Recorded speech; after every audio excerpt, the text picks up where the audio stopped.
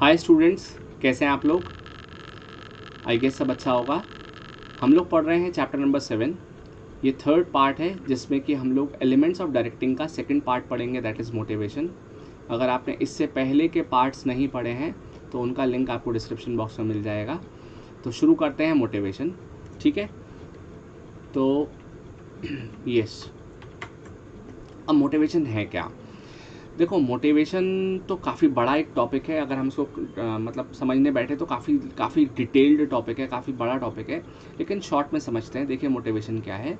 Motivation एक ऐसी force है, एक ऐसे स्टिमुलेटर है जो कि हमें इंस्पायर करते हैं किसी काम को करने के लिए। अब जैसे एक ऑर्गेनाइजेशन में एम्प्लॉयज़ काम करने ही आए हैं और काम कर भी सकते हैं, लेकिन मन से काम करना नहीं चाहते, तो ऑर्गेनाइजेशन में मैनेजर क्या करता है, एक छोटी सी लालच दे देता है। लालच टाइप मतलब लाइक कि एम्प्लॉयज़ से कहता है ओके, जिसने भी अच्छा काम किया हम उसको टीम लीडर बना देंगे। अब जिसको भी टीम लीडर बनने का मन है, जो भी टीम लीडर बनना चाहता है, अब उसको ये मोटिवेशन मिलेगा और वो अच्छे से अच्छा करने की कोशिश करेगा ताकि वो टीम लीडर बन सके। या जस्ट इन केस ऑर्गेनाइजेशन में एम्प्लॉयज़ सब लोग टारगेट अचीव कर सकते हैं, लेकिन मैनेजर ने कहा कि ओके, जिसने टारगेट को टाइम पर अचीव कर लिया इफेक्टिवली और एफिशिएंटली, हम उसको फॉरेन टूर का पैकेज दे देंगे। तो इससे उसको मोटिवेशन मिलेगा अपने टारगेट को अचीव करने में। जैसे कि आप लोग भी पढ़ सकते हैं, पढ़ना चाहते भी हैं, बट कहीं ना एक फील नहीं आता पढ़ने के लिए। तो पेरेंट्स क्या कहते हैं कई बार कि ओके यस, अगर आपके क्लास 12th में 90% या 90% एंड अबव मार्क्स आ गए तो वो आपको नया मोबाइल फ़ोन दिला देंगे, या जो भी मोटर बाइक आपको पसंद है वो मोटर बाइक दिलवा देंगे, ठीक है? तो इससे क्या होगा कि आपकी जो एबिलिटी है पढ़ने की, अब वो विलिंगली यानी विलिंगनेस में कन्वर्ट हो जाएगी। तो मोटिवेशन क्या करता है, हमारी एबिलिटी को विलिंगनेस में कन्वर्ट कर देता है। हम सब एबल हैं सब काम करने के लिए, लेकिन विलिंगली वो काम करना नहीं चाहते। तो motivation convert ability into willingness, ठीक है? तो अब मोटिवेशन को देखो फर्दर आगे समझते हैं। तो मोटिवेशन को समझने के लिए देखो हमें ये समझना पड़ेगा कि मोटिवेशन होता कैसे है। तो सबसे पहले तो आपको ये समझना पड़ेगा कि मोटिवेशन में 3 चीज़ें आती हैं, मोटिव, मोटिवेटर और मोटिवेशन। ऑलराइट, सबसे पहला है मोटिव। तो देखो आप ये समझो कि अगर हमको किसी को मोटिवेट करना है तो सबसे पहले हमको ये समझना पड़ेगा कोई ऐसी चीज़ जो उसके पास नहीं है जिसकी वजह से उसको मोटिवेट किया जा सकता है, ठीक है? तो मोटिवेशन के लिए आपको सामने वाले का मोटिव पता होना चाहिए। जब तक मोटिव नहीं पता आप मोटिवेट नहीं कर सकते। तो मोटिव मतलब ऐसी चीज़ जो पूरी नहीं हुई है। जस्ट इन केस अगर किसी एक बच्चे के पास ऑलरेडी बहुत अच्छा कोई फ़ोन है, ठीक है, लेटेस्ट कोई नया फ़ोन है, जस्ट इन केस एप्पल का 14 सीरीज़ का प्रो वर्जन वाला फ़ोन है, उसके पेरेंट्स कहते हैं कि चलो बेटा, अब तुम्हारा अगर अच्छे मार्क्स आ गए तो हम तुम्हें नया फ़ोन दिला देंगे। तो उसके लिए अभी कोई खास मोटिवेशन नहीं मिलेगा इससे, क्योंकि उसके पास ऑलरेडी फ़ोन है। या मान लीजिए उसके पेरेंट्स कहते हैं कि ठीक है, अगर तुम्हारे बोर्ड्स में 90% या अबव मार्क्स आते हैं तो हम अब तुम्हें नई मोटर बाइक दिलाएंगे तुम्हारी मनपसंद की। तो जस्ट इन केस अगर उसके पास वो मोटर बाइक नहीं है अभी, तो वो मोटर बाइक लेने के लिए अब ये हो गया उसका मोटिव। तो मोटिवेशन आप तभी दे सकते हैं, तभी कर सकते हैं जब आपको एक मोटिव पता हो। जब तक आपको सामने वाले का अनडिज़ायर्ड या इनकम्प्लीट मोटिव नहीं पता तो आप उसको मोटिवेट नहीं कर सकते, ठीक है? तो मोटिवेशन के लिए सबसे पहले मोटिव चाहिए। अब जस्ट इन केस पेरेंट्स ने कह दिया कि ओके यस, आपको मिल जाएगी मोटर बाइक अगर आपने बोर्ड्स में 95% मार्क्स ले आए, या 90, ठीक है, 90% मार्क्स ले आए। मोटिव पता है बाइक। अब उस बाइक को लाने के लिए आपको 90% मार्क्स लाने पड़ेंगे। अब 90% मार्क्स लाने के लिए आपको पढ़ना पड़ेगा। तो पढ़ना यहाँ पर मोटिवेटर हो जाएगा। मोटिवेटर क्या है? 95% मार्क्स, जिसकी वजह से मोटिव पूरा होगा। सिमिलरली एक ऑर्गेनाइजेशन में सेल्स में 10 लोग काम करते हैं। मैनेजर ने कहा कि तुम लोगों में से जिसने सबसे ज़्यादा सेल्स करी इस पूरे ईयर एंडिंग में, हम उसको फॉरेन टूर का पैकेज दे देंगे, ठीक है? अब सारे एम्प्लॉयज़ को लगेगा यार चलो फॉरेन टूर का पैकेज मिल जाएगा, वो ज़्यादा से ज़्यादा काम करने की कोशिश करेंगे।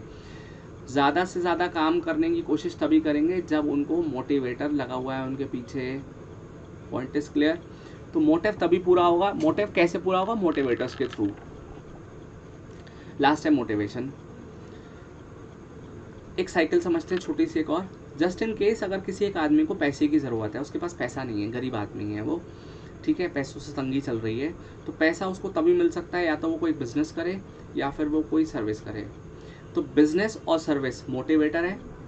अब जस्ट इन केस उसने कोई बिजनेस किया और बिजनेस करके पैसा कमा लिया, अपना मोटिव कंप्लीट कर लिया, तो जब मोटिवेटर के थ्रू आप मोटिव को कंप्लीट कर लेते हो तो उस पूरी साइकिल को हम बोलते हैं मोटिवेशन। ठीक है, क्लियर हो गया होगा आई गेस। ठीक है, आगे समझते हैं फीचर्स ऑफ मोटिवेशन। तो पहला फीचर है motivation is an internal feeling. देखो, मोटिवेशन एक ऐसी फीलिंग है जो अंदर से आती है, कोई किसी को बाहर से मोटिवेट नहीं कर सकता, फोर्सफुली मोटिवेट नहीं कर सकता।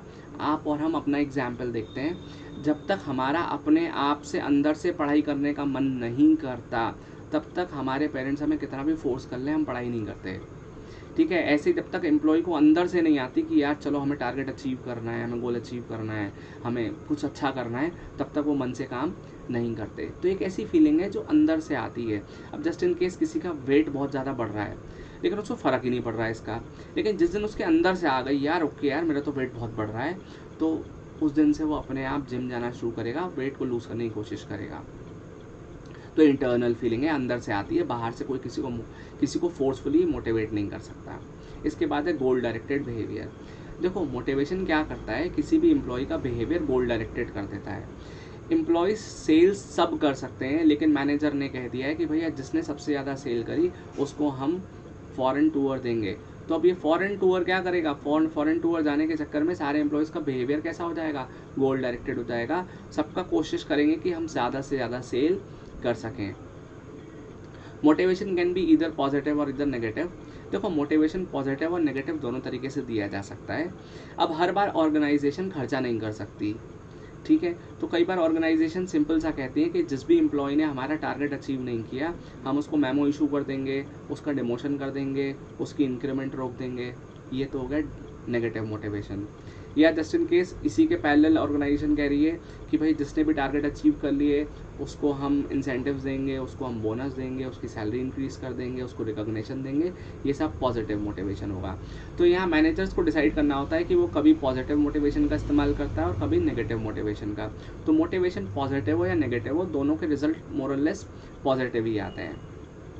ऑलराइट, इसके बाद है कॉम्प्लेक्स प्रोसेस। देखो, मोटिवेशन एक बहुत कॉम्प्लेक्स प्रोसेस है क्योंकि आपको ये समझना पड़ता है कि आप सामने वाले को मोटिवेट कर कैसे सकते हो, यानी उसकी ऐसी कौन सी नीड है जो पूरी नहीं हुई है जिसकी वजह से उसको मोटिवेशन नहीं हो रहा है। तो सबसे पहले आपको उसकी अनफुलफिल्ड नीड समझनी पड़ती है। एक ऑर्गेनाइजेशन में एम्प्लॉय के पास ऑलरेडी बहुत पैसा है, उसका बैकग्राउंड बहुत सॉलिड है, उसके घर पे बहुत पैसा है उसके पास, तो आप उसको पैसा देके मोटिवेट नहीं कर सकते, उसको पोजीशन देके मोटिवेट कर सकते हो। और जस्ट इन केस अगर किसी एक एम्प्लॉय के पास पोजीशन तो है, मतलब उसको पैसे की ज़रूरत है, तो उसको पैसा देके मोटिवेट कर सकते हो। तो ये कई बार मुश्किल हो पाता है समझ पाना कि एम्प्लॉय को एक्चुअल नीड क्या है जिसकी वजह से हम मोटिवेट कर सकते हैं। तो इसीलिए क्या है, कॉम्प्लेक्स प्रोसेस है। इसके बाद है कॉन्टीन्यूस प्रोसेस। देखो, मोटिवेशन कॉन्टीन्यूस और डायनेमिक दोनों है। आज आपने अपने एम्प्लॉय को मोटिवेट कर दिया तो आप उसको कल भी मोटिवेट करना पड़ेगा, परसों भी मोटिवेट करना पड़ेगा। कल और परसों से मतलब एक जो है ना, एक पर्टिकुलर इंटरवल के बाद आपको उसको मोटिवेट करते रहना पड़ेगा, वरना वो काम नहीं करेगा। तो कॉन्टीन्यूस है, मतलब आज उसकी आपने एक नीड पूरी करी है तो कल को आप उसकी दूसरी नीड भी पूरी करनी पड़ेगी, फिर कोई और नीड पूरी करनी पड़ेगी। तो ये कॉन्टीन्यूस प्रोसेस है। जैसे बच्चे को हमने क्लास फर्स्ट में खूब मोटिवेट कर दिया, वो पढ़ाई कर रहा है अच्छे से, तो क्या सेकंड में नहीं करेंगे, थर्ड में नहीं करेंगे, फोर्थ में नहीं करेंगे? तो ये कॉन्टीन्यूस प्रोसेस है, ठीक है। इसके अलावा एक चीज़ और होती है कि motivation is a dynamic function या डायनेमिक प्रोसेस।